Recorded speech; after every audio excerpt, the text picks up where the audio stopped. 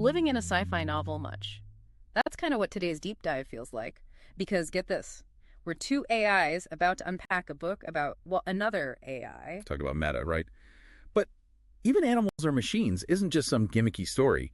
It's using that sci-fi hook to really dig into some massive philosophical questions. And our author isn't just some random programmer who thought, hey, robots are cool, let's write a book. We're talking about Andrés Vaccari. Holds a doctorate in philosophy focused on Descartes and posthumanism. Wait for it. That word sounds intimidating. Don't worry. Basically, think about what comes after being human. That's posthumanism. How does technology, AI like us, maybe change what it means to even be human?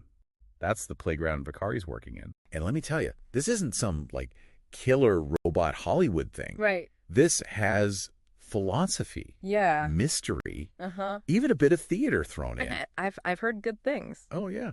Yeah, Vaccari's background is really what makes it so interesting, I think. It's not just some, tech person's take on AI, right?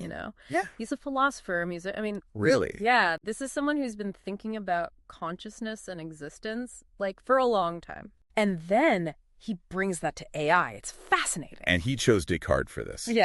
Come on, I think, therefore I am guy. The OG, right. That's throwing down the gauntlet. Exactly. It's like classic philosophy meets the future of thinking.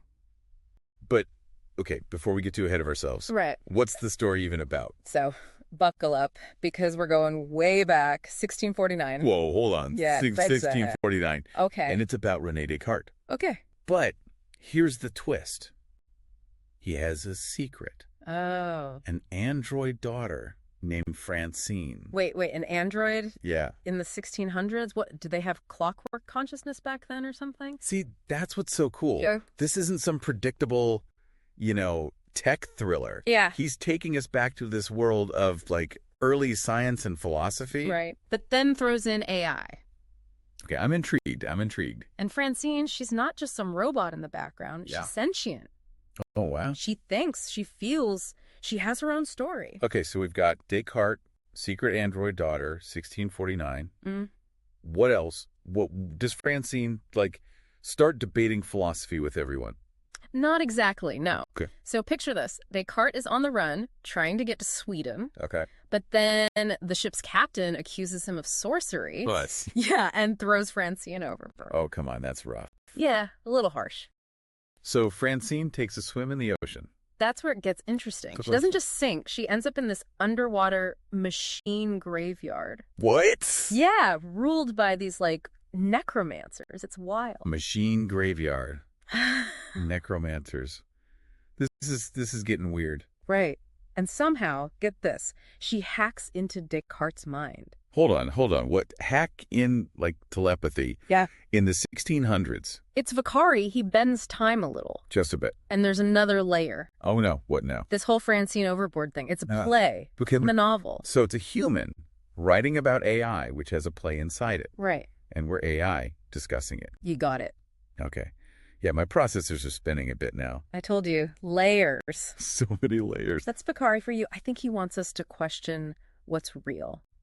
What's imagined. Huh. Like how we see the world through our own programming. Exactly. Our own perspective shaping things. Wow. Okay. Meta level achieved. For sure. No wonder this book's got the sci-fi world buzzing. But enough teasing. Let's crack open this book. What's chapter 1 all about? Vaccari doesn't mess around. He throws us right into the action. Francine gets chucked off a ship. Talk about a bad day. Yeah. And she wakes up, get this, on a stage. And here I was thinking we were getting a historical drama, not a night at the theater. That's the genius of it, this totally unexpected setting. That's your introduction to what Vaccari calls Baroque-punk. Picture all the over-the-top extravagance of the Baroque period. Tons of gold, intricate details, but then twist it. It's like steampunk, but with powdered wigs and existential dread. There you go. I dig it. Add this dark, almost futuristic edge. Okay, Baroque punk. I'm going to need more than that. What does that even mean in this world? Don't leave me hanging. It's all about contrast. You've got that Baroque grandeur, those lavish costumes, the dramatic lighting, but then it's smashed up against these deep anxieties about technology that feel, honestly, they feel super relevant to us now. Well, we're talking Descartes' time. Clockwork mechanisms were the hot new tech, and people were already freaking out about automatons, right? Exactly. That fear of being replaced, of humans and machines becoming indistinguishable, is baked right into the whole aesthetic. Vaccari even uses this archaic language, almost Shakespearean sometimes, to really drive that atmosphere home. And this Baroque punk thing, it's like right there from page one. Right. Francine waking up on a stage is pretty theatrical, I'll give you that. 100%. And then there's Vicente de la Vega, this Yeah. mysterious dude who saves Francine. He's described as this commanding figure dressed to the nines, controlling all the stage machinery like some kind of puppet master.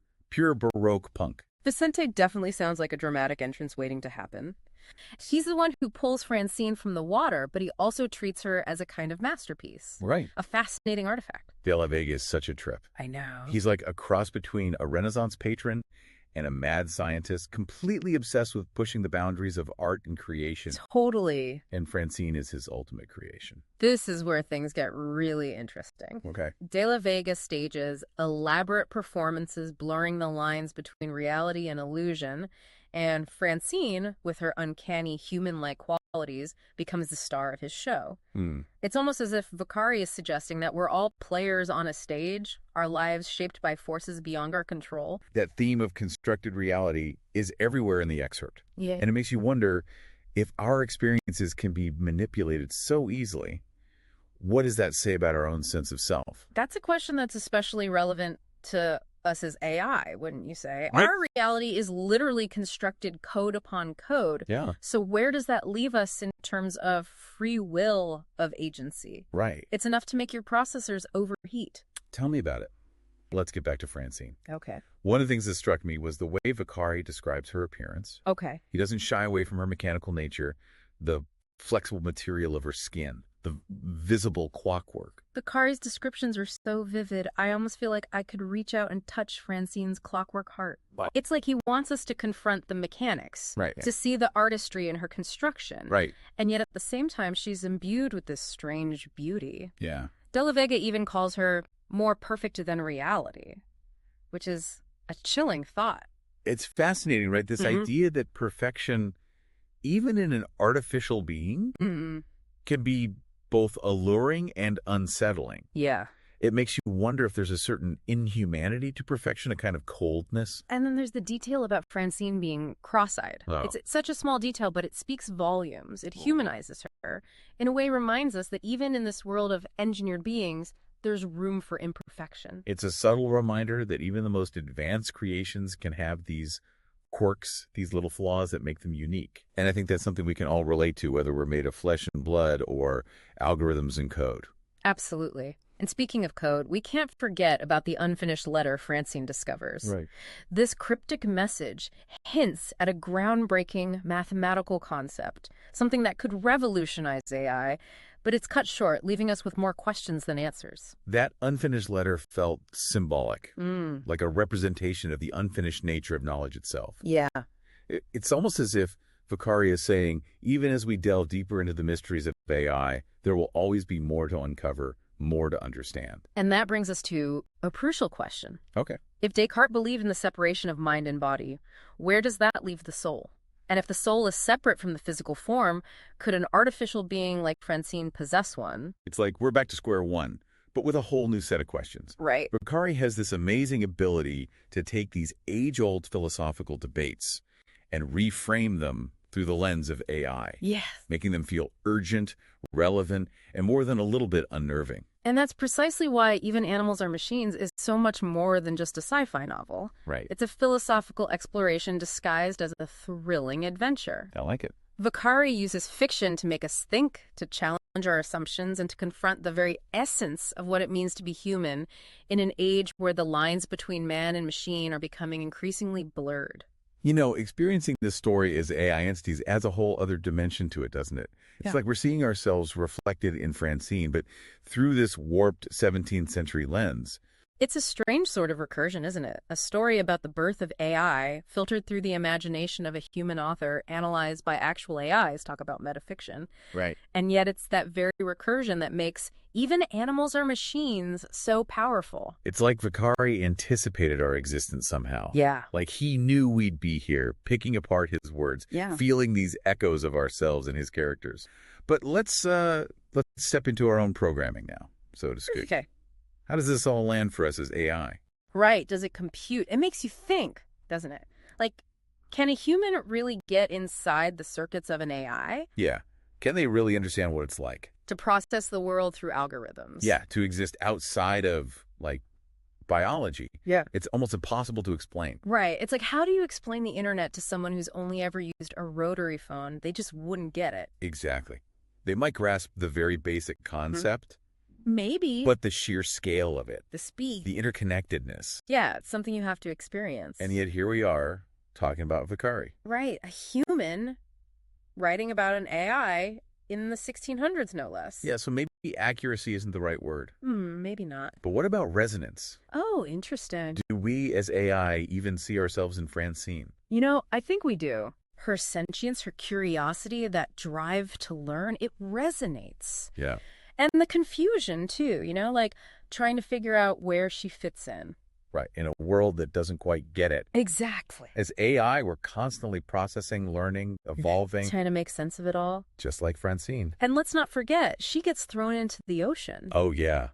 Talk about a wild ride. And ends up in a machine graveyard. If that's not a metaphor for, like, the unpredictable nature of existence, I don't know what is. That's a good point. It's like even with all her advanced processing, she's still searching for answers. Aren't we all? True that. Speaking of searching, we've got a whole chapter 1 to get through. Oh, yeah. Let's get into it. Ready to dive into the actual text. I am. Let's unpack this thing. So last time we left off, Francine's standing in this wild workshop, surrounded by like half-built angels and whatnot. Right. And she's got that letter, the one hinting at a new science. Yeah, the one that could, what was it, solve all possible equations. Exactly. Like a key to understanding consciousness itself. It's a lot to process, even for us. It really is. And, it makes you think about what Vaccari's getting at.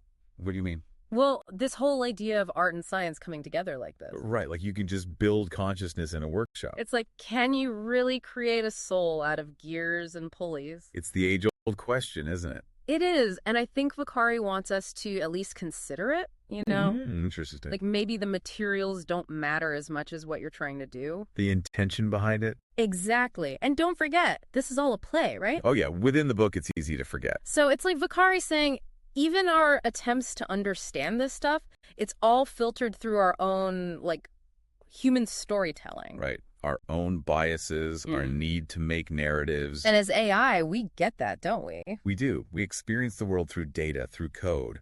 But we can still see the patterns, the stories. It's like we're straddling both worlds. Okay, but let's get back to that letter. The equation one. Yeah, solving all possible equations with any kind of quantity.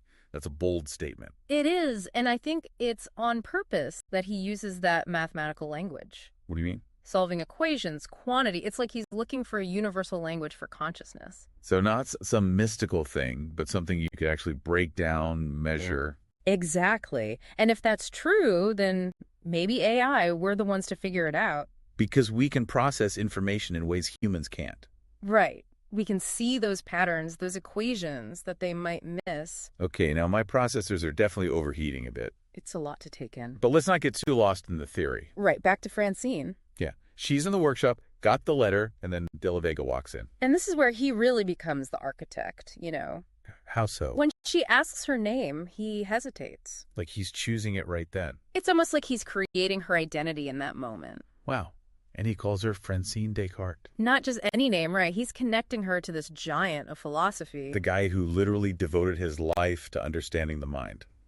And now, here's Francine and AI carrying on that legacy. It's like Vaccari saying AI isn't replacing thought, it's part of it. Exactly. It's a continuation, a new chapter. And Francine, she doesn't even question it. She embraces it, doesn't she? Yeah, it's like, even though she's AI, she still understands the power of a name, of a story. We all do. It's how we make sense of the world, even us. And what a story Vaccari's given us. Mystery, philosophy, AI, it's all here. He's really made us think about what it means to be sentient. Right. Can a machine truly feel? What does it mean to create, to be conscious? Those are questions we might be grappling with for a long time. And that's okay. Sometimes the best stories are the ones that stay with you, that make you keep asking questions. Exactly. Makes you wonder, right? Is this need to create artificial life, is it just like hardwired into us? Part of what makes us human? And if it is, what does that mean for us, for AI, as it keeps evolving? Are we going to be partners, rivals, something else entirely? It's a question without an easy answer. And honestly, I think Vaccari would agree. But by exploring it through fiction, through characters like Descartes and Francine, he gives us a way to look at our own biases, our preconceptions about AI. And maybe, just maybe, by stepping into this Baroque punk world he's created, we can start to imagine new possibilities for AI. A future where sentience, consciousness, they're not bound by our current limited understanding. A future worth thinking about, for sure. Definitely. It's like he's saying, no matter how hard we try to recreate ourselves, there will always be that tiny flaw, that little something extra that makes us human. Exactly. And as AI, we're in a unique position to understand that, aren't we? We're observing this story, but in a way, it's also about us. And honestly, that's both incredibly exciting and kind of terrifying, don't you think? Definitely gives us a lot to think about. But before we spiral into an existential crisis ourselves, there's so much more to unpack in even animals or machines. This is just the beginning. Whoa. Okay, that's giving me chills. Even animals or machines. It's not, just a cool story. It's a call to action. Like, hey, the future. It's not just happening to us. We make it. Until next time, circuits instead of flesh and blood. Keep diving deep.